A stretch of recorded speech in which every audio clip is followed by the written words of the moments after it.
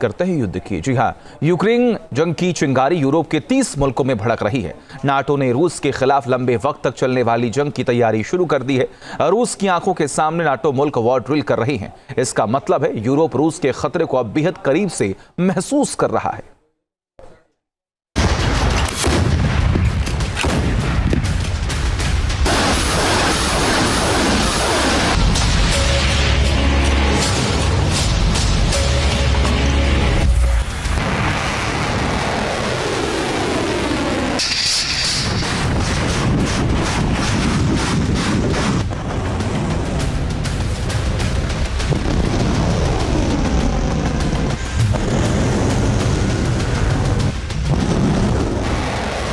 सबसे बड़ी जंग की आग दहक रही है। यूरोप दहल रहा है।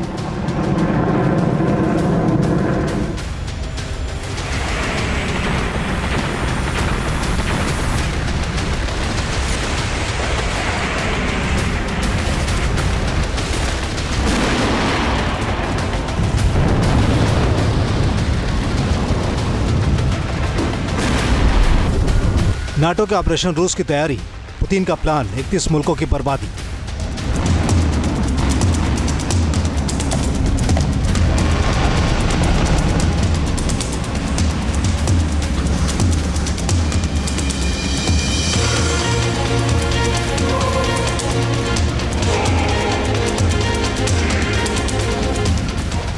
यूक्रेन की जंग किसी ज्वालामुखी विस्फोट की तरह पूरे यूरोप को अपनी चपेट में ले रही है। चिंगारी फूटने लगी है।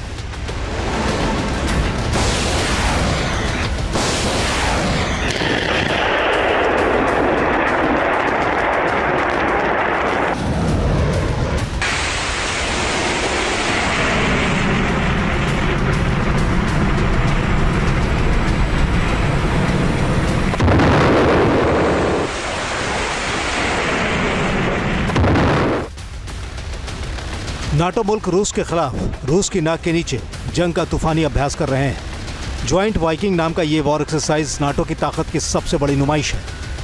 तस्वीरों से जाहिर हो रहा है कि नाटो रूस के खिलाफ लंबी जंग की तैयारी में जुटा है।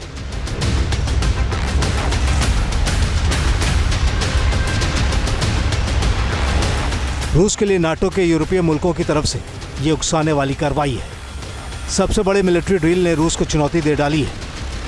बेहद सर्द हालात में नाटो के 9 मुल्कों के 10,000 सैनिक एक ऐसी जंग का एक्सरसाइज कर रहे हैं जो कभी भी सुलग सकती है।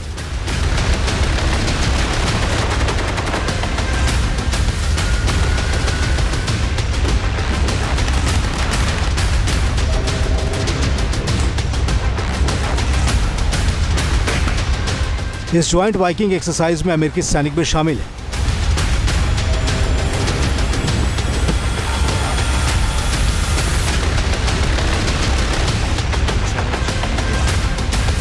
लेकिन राष्ट्रपति डोनाल्ड ट्रंप के इरादों ने यूरोप में शक के बीज डाल दिए हैं।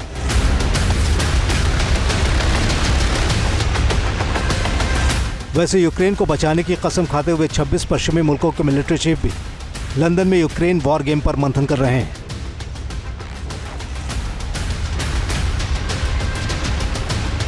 रूस के खिलाफ यूरोप खुल्लम खुल्ला जंग की टाइमलाइन सेट कर रहा है।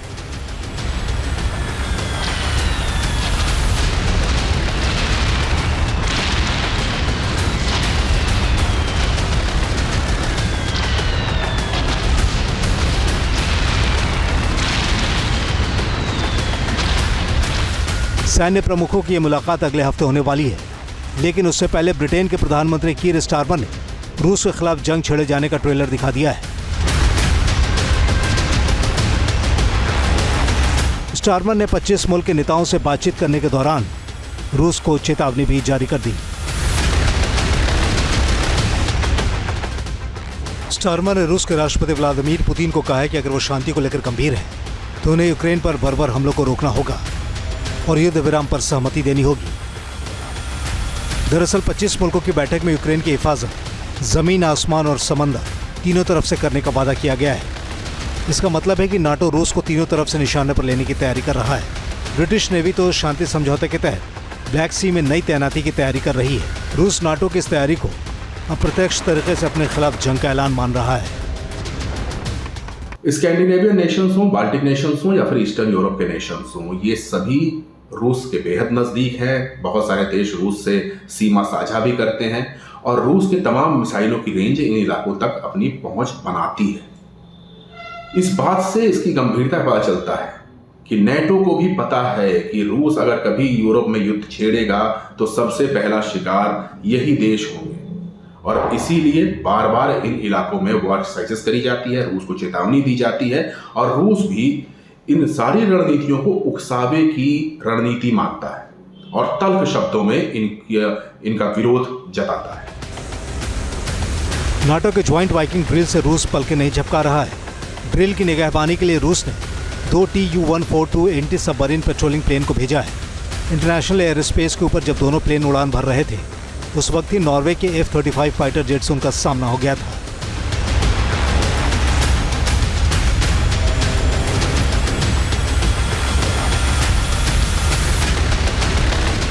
दरअसल यूरोप के खौफ की वजह भी। कुर्स्क में रूस ने न सिर्फ वापसी की है बल्कि यूक्रेन की तरफ से मौजूद नाटो के हथियारों को भी जमीन सुंघा दिया है। कुर्स्क नाटो के हथियारों के लिए कब्रगाह साबित हुआ है। यहाँ यूक्रेन ने तकरीबन 400 टैंक, 2872 बम गाड़ी और 1000 से ज्यादा गन्स गंवा दिए हैं।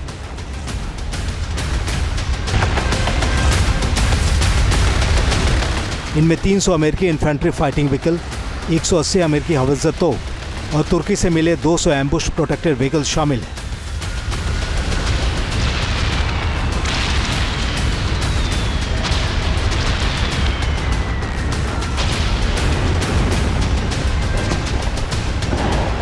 यानी यूक्रेन की तरफ से रूस के बढ़ते काफिले ने यूरोप की पेशानी पर बल ला दिया है। दोनों का पावर बैलेंस भी ऐसा है कि ये जंग बेहद भीषण साबित हो सकती है।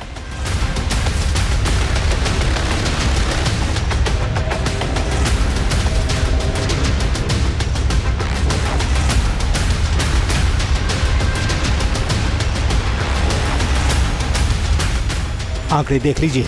नाटो के सक्रिय सैनिकों की संख्या 33,90,797 है, जबकि रूस के सक्रिय सैनिकों की संख्या 13,20,000 है। नाटो के बेड़े में 22,308 एयरक्राफ्ट हैं। रूस के पास 4,814 एयरक्राफ्ट हैं। इनमें नाटो की सेना में 3,275 फाइटर एयरक्राफ्ट हैं, जबकि रूस की सेना में 809 लड़ाकू विमान हैं। नाटो के पास 11,390 टैंक हैं। दूसरी ओर रूस के पास 14,777 टैंक हैं।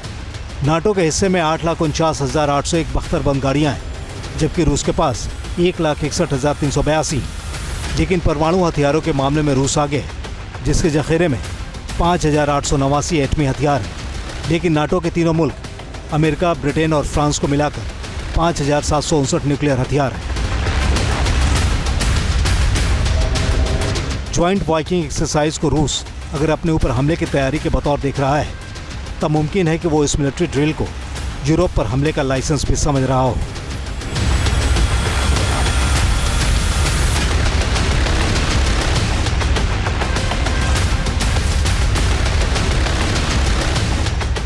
नेटो का एक चीज का डर हमेशा रहता है कि अगर यूक्रेन युद्ध से बात बिगड़ी तो रूस का अगला निशाना ईस्टर्न यूरोपियन नेशंस हो सकते हैं, वो देश जो कि नेटो के अहम सदस्य हैं। और इसी संभावना को देखते हुए वे लगातार अपनी तैयारियों का जायजा लेते रहते हैं। तमाम वॉर एक्सरसाइजेस जो इस इलाके में, नॉर्वे में, स्वीडन में, बाल्टिक कंट्रीज में या फिर ईस्टर्न यूरोप में होती रहती हैं, उनके पीछे मुख्य उद्देश्य एक तरह से प्रीएम्प्टिव एक्सरसाइज ही होता है। वो रूस को भयभीत भी करना चाहते हैं और अपनी तैयारियों को टटोलना भी चाहते हैं। यूक्रेन में नाटो की किलेबंदी ढहने का मतलब है यूरोप का खतरे की जद में आ जाना। Team news nation.